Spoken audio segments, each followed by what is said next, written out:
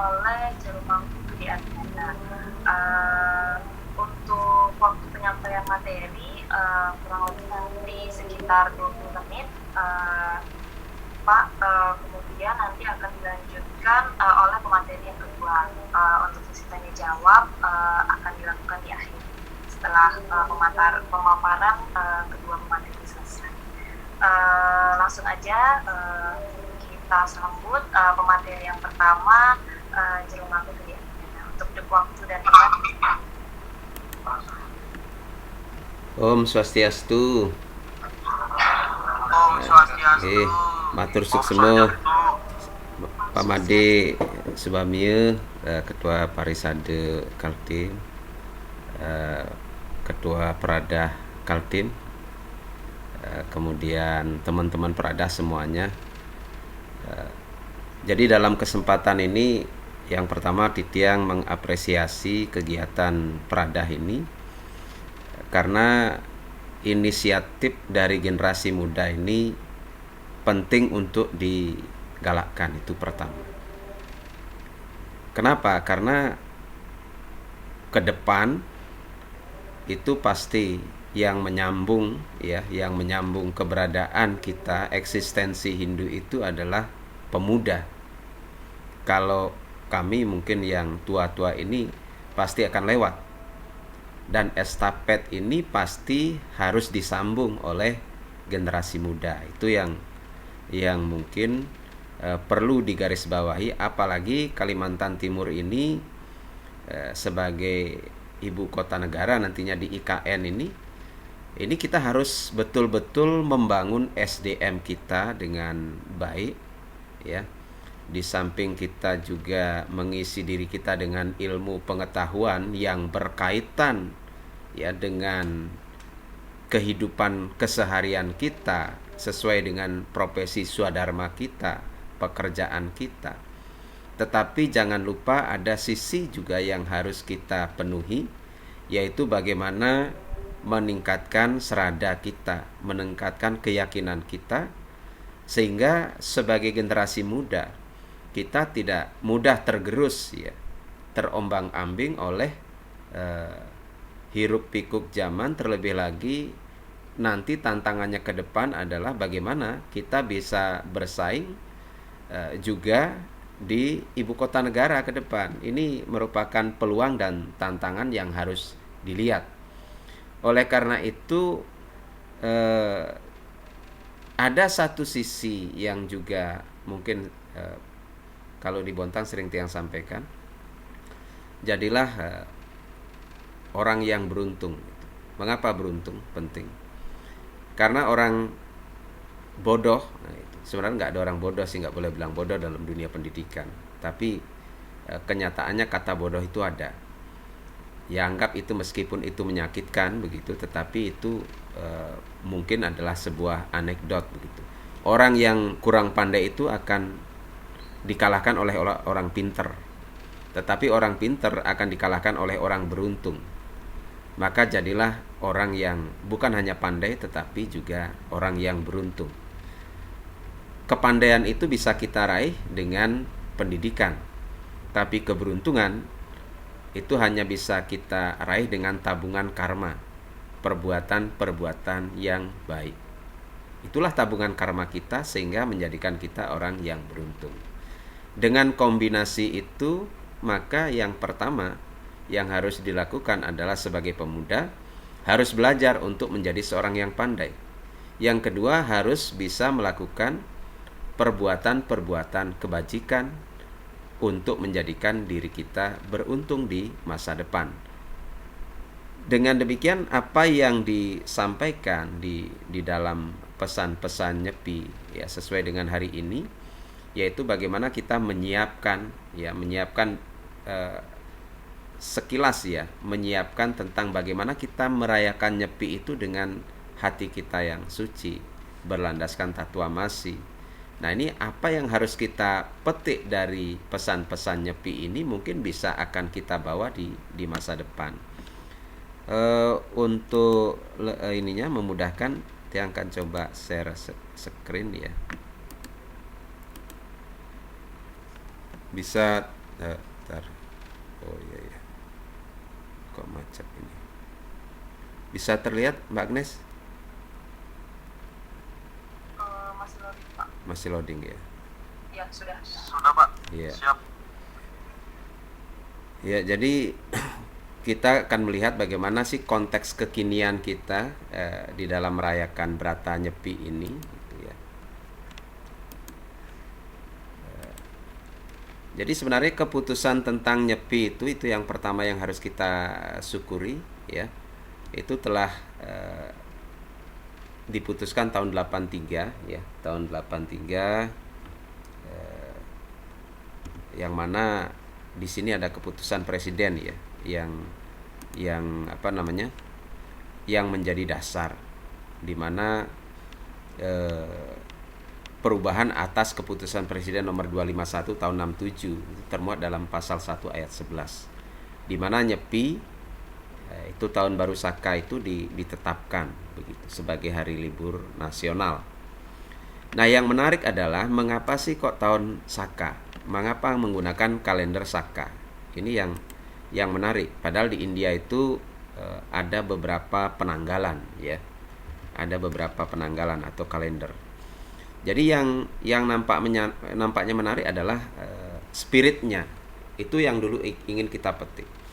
Kalau kita ingin melihat spiritnya, maka kita menengok ke belakang, menengok sejarah bagaimana sejarah dari tahun baru Saka itu sendiri, di mana ya pada sebelum era Raja Kaniska I memang terjadi perang antar suku, di mana perang antar suku ini menimbulkan kekacauan sosial, ya, di mana antar suku yang ada di India ini saling bersaing, saling menaklukkan. Nah, kemudian ketika Raja Kaniska I dari dinasti Kusana, ya, dari suku Yuechi ini naik tahta, beliau ini terkesan dengan perjuangan suku bangsa Saka, di mana suku bangsa Saka itu berhenti melakukan penaklukan, tetapi dia membangun peradaban kebudayaan, jadi membangun ilmu pengetahuan termasuk penanggalan kalender. Sehingga kemudian dari sini Raja Kaniska I ini terinspirasi, ya, terinspirasi bagaimana kalau penaklukan itu dihentikan dengan kekuatan senjata, tapi dengan merangkul atau dengan persahabatan. Sehingga disinilah munculnya kesadaran, ya, kesadaran inilah yang kalau ditarik itu adalah merupakan kesadaran yang bersumber dari dalam diri seorang raja, yang mana itulah semangat Tatuamasi, di mana damainya antar suku bangsa ini kemudian merupakan harapan untuk tercapainya kehidupan yang bahagia. Jadi semangat untuk merangkul suku-suku yang ada di India untuk kebahagiaan bersama, semangat itulah yang dibawa oleh Raja Kaniska I yang kemudian menetapkan pada 78 Masehi itu sebagai tahun 0, ya, Saka, tahun 79 Masehi itu sebagai tahun 1 Saka. Ini sebenarnya, ya, tahun 1 Saka itu pada hari Minggu tanggal 21 Maret 79 itu bertepatan dengan Purnama Waisaka. Purnama Waisaka itu sama dengan Purnama Kedase. Nah, ya, sama dengan Purnama Kedase. Jadi karena menggunakan digunakan adalah bulan purnamanya sebagai penanggalan. Kemudian terjadi perubahan-perubahan yang kita anut karena kita menggabungkan antara penanggalan Surya dengan Chandra, maka penetapan tanggal satunya itu berubah menjadi ke tilem, ya, ke penanggal pisan, ya, tanggal satunya penanggal pisan Sasih Kedase. Jadi maju 15 hari dari Purnama Sasih Kedase atau Purnama Waisaka. Kemudian bagaimana dengan di Indonesia? Jadi tahun Saka yang dipopulerkan oleh Raja Kaniska I itu, yang merupakan bersumber dari kalender suku Saka, itu tersebar sampai ke Asia, ya, termasuk Indonesia.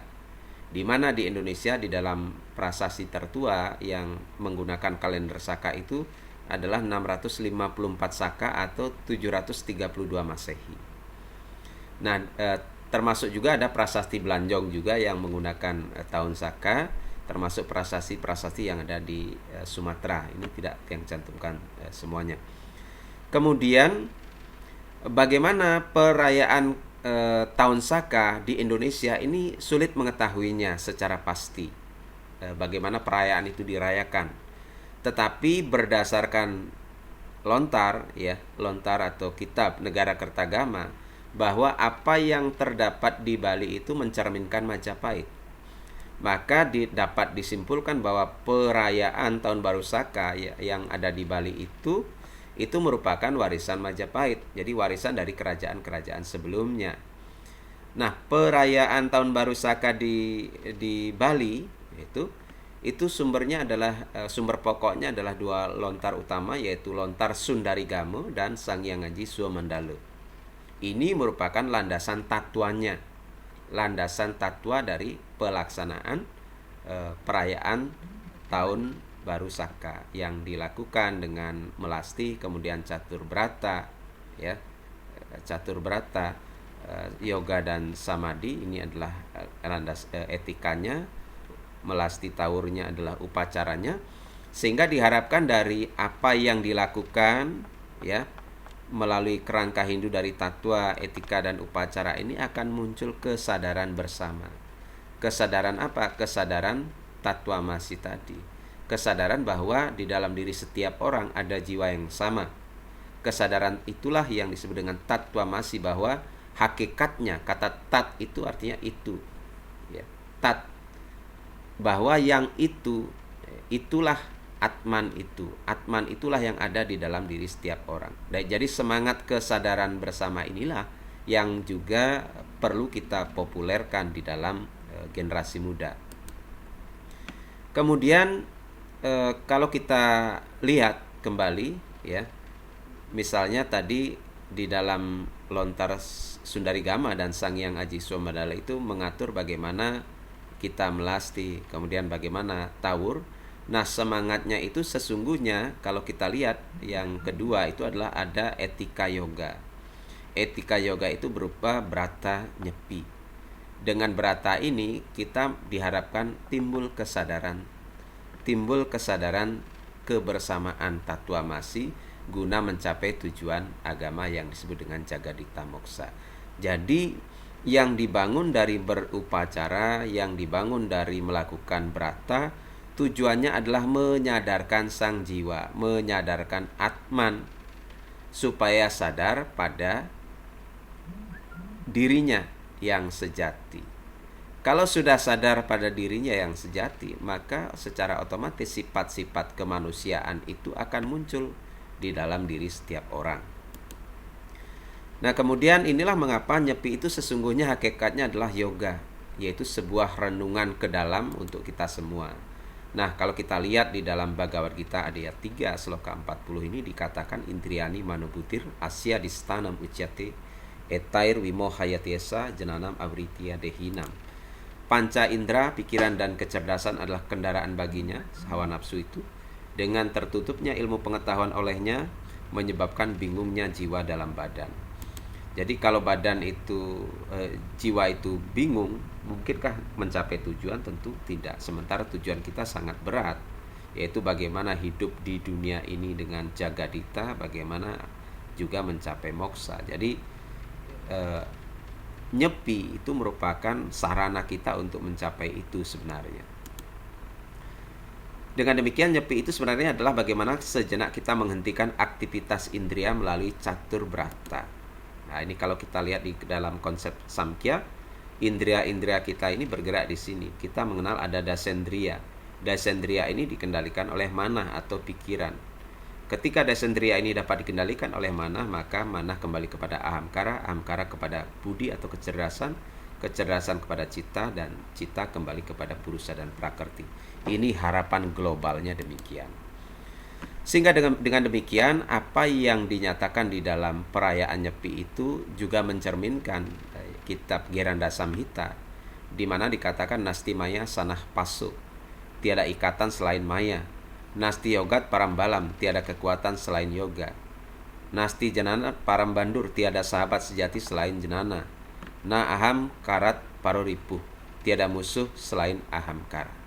Jadi kalau tadi dikatakan di dalam era Raja Kaniska I, itu merupakan tumbuhnya kesadaran bahwa musuh itu tidak lagi berada di luar, tetapi sebenarnya musuh itu hendaknya kita lihat ke dalam diri kita, bahwa musuh-musuh itu sesungguhnya merupakan ada di dalam diri kita, seperti Kekawin Ramayana juga mengatakan, ragadi musuh maparu rihati yotongguani tan madore ngawak. Jadi mengapa sih dengan catur berata? Ini juga menjadi pertanyaan penting. Kenapa dengan catur berata? Mari kita lihat ya.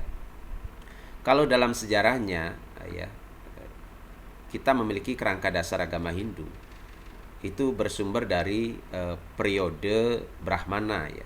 Di mana zaman Brahmana itu terbagi menjadi periode Brahmana, periode Aranyaka, dan periode Upanishad.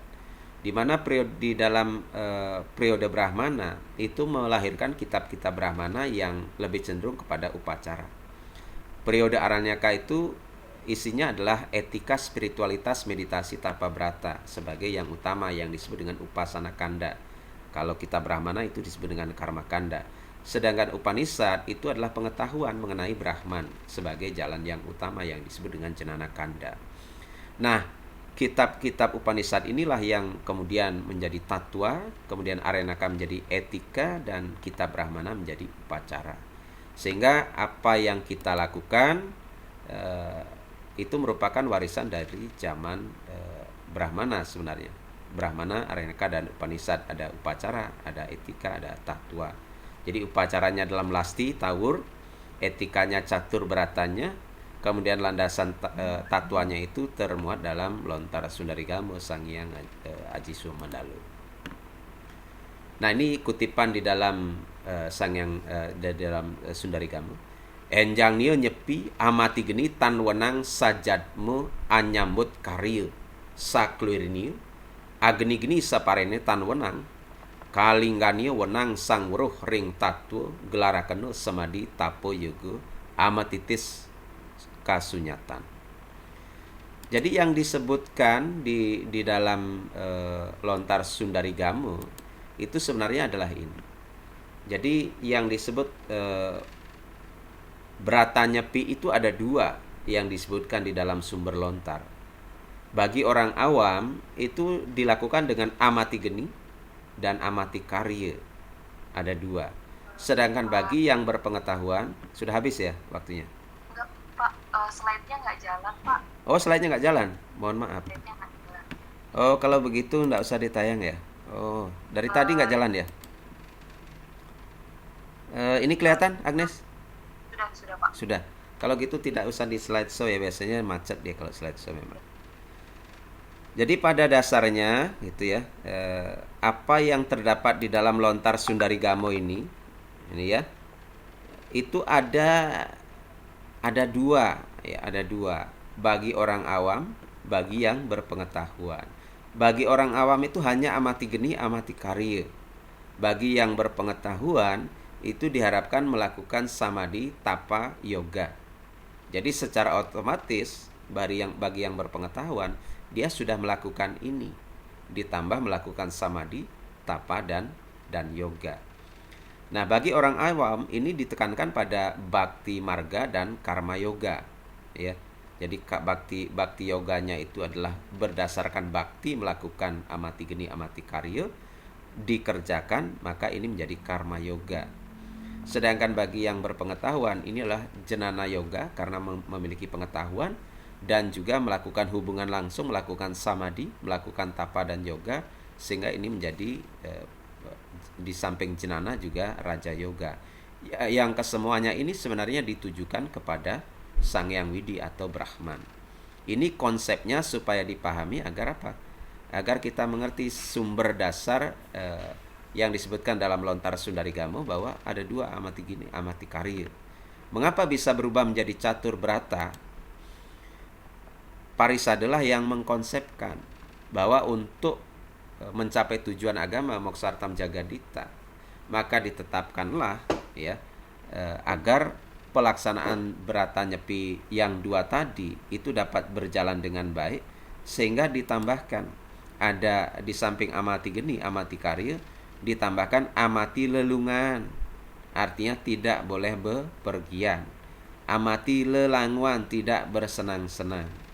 Mengapa bisa demikian? Karena ada kecenderungan misalnya kalau hanya amati geni, amati karya, orang bisa dinyepinya itu metajen. Ini di desa-desa zaman dulu masih terjadi ya, pada saat nyepi metajen di Tebe, karena konsepnya konsep nyepi karang. Sehingga ada konsep mati lelanguan, tidak bersenang-senang. Nah, inilah mengapa terjadi perubahan dari 2 menjadi 4. Jadi ada amati geni, amati karya ditambah amati lelungan, amati lelanguan. Sehingga dengan demikian kalau kita kaitkan begitu dengan tujuan agama kita ya, di mana Jagadita dan Moksa itu kemudian diuraikan kembali menjadi catur purusa arta.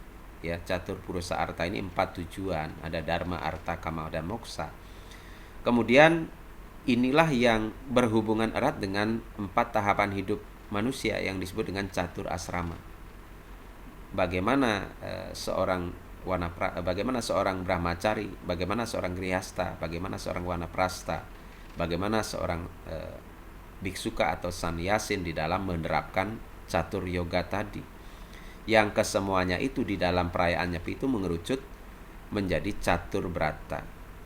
Jadi semua ya, jadi di dalam perayaan Nyepi ini kita lakukan serentak. Jadi bagian catur asrama misalnya, baik itu grihasta, baik itu seorang pelajar, baik itu seorang wanaprasta, sannyasin, kita diajak bersama-sama untuk menerapkan catur brata. Catur brata kemudian dirangkai dengan samadhi, tapa, dan yoga bagi yang berpengetahuan. Sehingga dengan demikian ini sesungguhnya merupakan praktek dari Giranda Samhita 4 tadi, Nasti Yogat Parambalam. Mengapa yoga digunakan? Karena dikatakan bahwa tiada kekuatan selain yoga untuk menghilangkan ikatan. Dengan berkurangnya ikatan, maka sang Atma akan mencapai kesucian. Jadi tujuan dari melakukan brata, tujuan dari samadhi, tapa, dan yoga adalah kesucian diri, kesucian Atma. Dengan kesucian Atma inilah seseorang akan mencapai Jagadita di dalam hidupnya dan pada akhirnya diharapkan mencapai moksa. Jadi kalau kita lihat ya, apa yang harus dilakukan itu di saat merayakan Nyepi itu secara umum ya, mungkin nanti bisa ditambahkan apakah sisi yang lain. Saya melihat di sini ada sisi upacaranya dulu. Di mana sisi upacaranya dalam Lasti itu secara sumber itu di dalam Sundarigama dilaksanakan panglongping telulas sasih kesange ya. Jadi panglongping telulas sasih kesange itu adalah kalau 2 hari sebelum tilem kesange. Kemudian 2 hari kemudian setelah melasti dilakukan taur yang jatuh pada tilem kesangenya.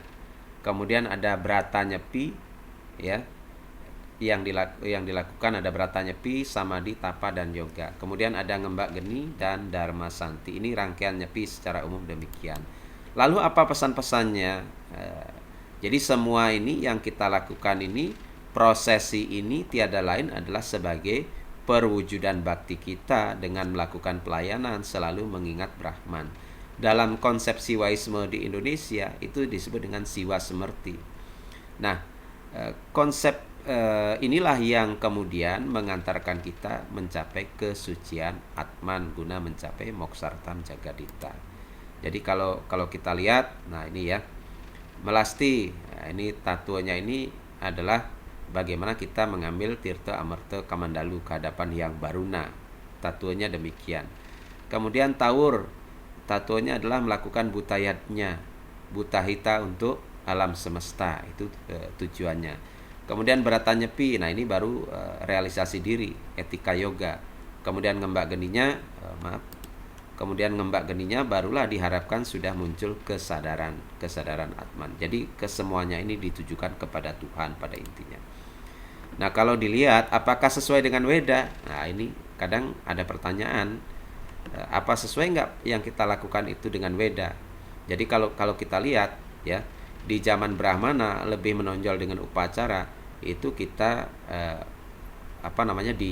diwujudkan dalam melasti dan tawur ya. Upacaranya ini bersumber dari konsep kita Brahmana.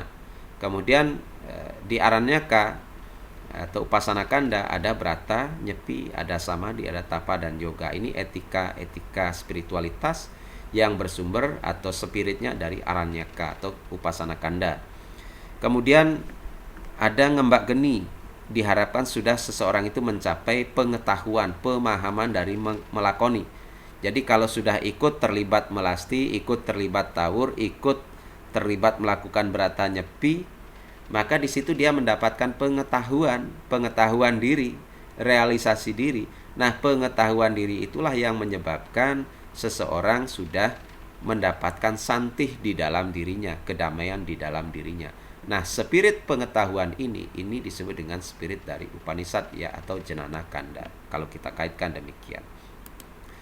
Jadi demikian untuk konsep nyepi. Sekilas terlalu panjang, masih banyak sebenarnya. Jadi kesimpulannya demikian, bahwa spirit yang dibawa oleh Raja Kaniska I itu adalah spirit perdamaian. Jadi spirit perdamaian itulah yang kita yogakan di dalam brata nyepi untuk mencapai kesadaran diri, mewujudkan tatwamasi, sehingga dengan begitu kita bisa hidup jagadita, bisa hidup damai, bahagia dalam lingkungan masyarakat, dan pada akhirnya diharapkan mencapai pembebasan.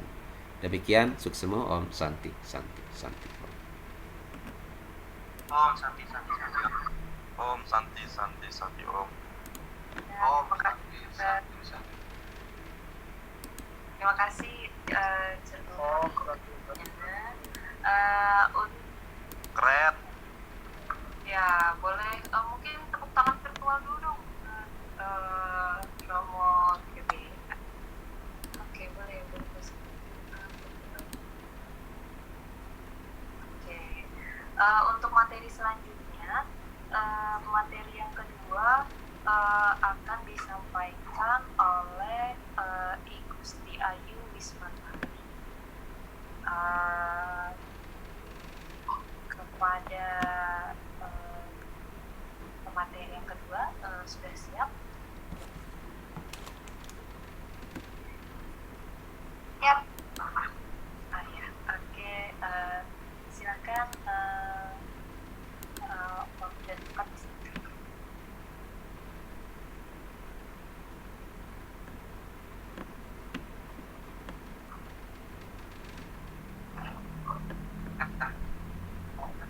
Sudah ke PPT-nya sudah kelihatan? Sudah kelihatan? Sudah. Ya, sebelumnya Om Swastiastu. Om Swastiastu. Terima kasih atas kesempatan yang diberikan kepada saya untuk memberikan materi dengan tema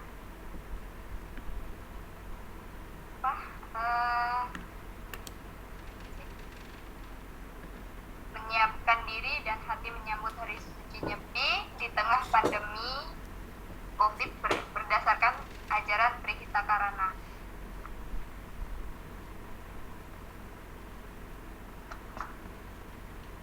Hari Raya Nyepi merupakan hari raya umat Hindu di Indonesia yang diwariskan sejak zaman kerajaan-kerajaan Hindu di Jawa dan di Bali, sehingga saat ini dilestarikan oleh umat Hindu di seluruh Nusantara.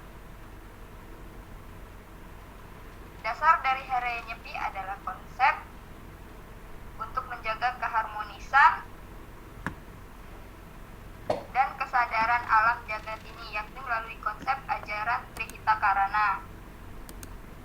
Dasar dari pelaksanaan Hari Raya Nyepi adalah konsep untuk menjaga keharmonisan Trihitakarana. Ajaran Trihitakarana inilah yang menjadi dasar pelaksanaan Hari Raya Nyepi umat Hindu di Nusantara sebagai jalan untuk memohon kerahayuan jagat raya dari ide Sang Hyang Widiwasa. Yang pertama adalah kita kita wajib melaksanakan hubungan cinta kasih dan bakti kepada alam atau pelemahan yang diwujudkan dengan pelaksanaan melasti atau taur kesanga.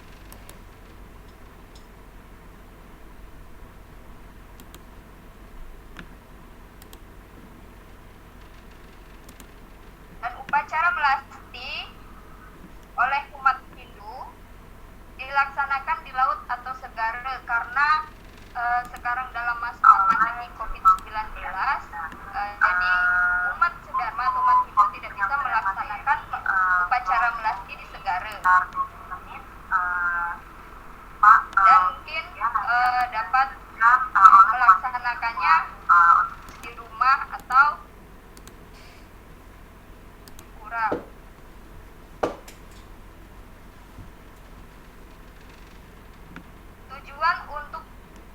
Tujuan melasti adalah untuk membuang kotoran-kotoran atau malah dan dosa-dosa pada manusia maupun kotoran yang ada pada bumi ini, untuk dapat dilarung atau dihanyutkan di tengah samudra, serta juga memohon tirta penyucian atau kamandalu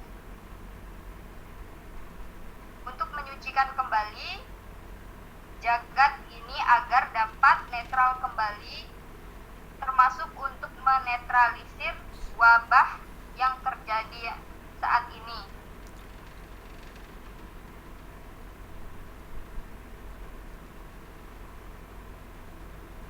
Setelah melaksanakan melasti, umat Hindu melaksanakan bakti kepada alam. Berikutnya yaitu taur kesanga. Taur kesanga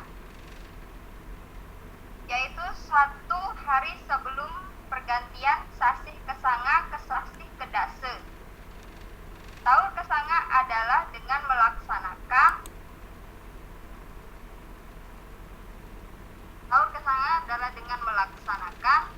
bakti kepada alam atau melaksanakan upacara pencaruan dari perempatan desa atau catur pataning desa dengan makna memberi hidangan kepada buta kala, dan setelah diberikan hidangan dikembalikan pada tempat asal masing-masing sehingga buta kala tidak mengganggu umat manusia saat melaksanakan berata penyepian.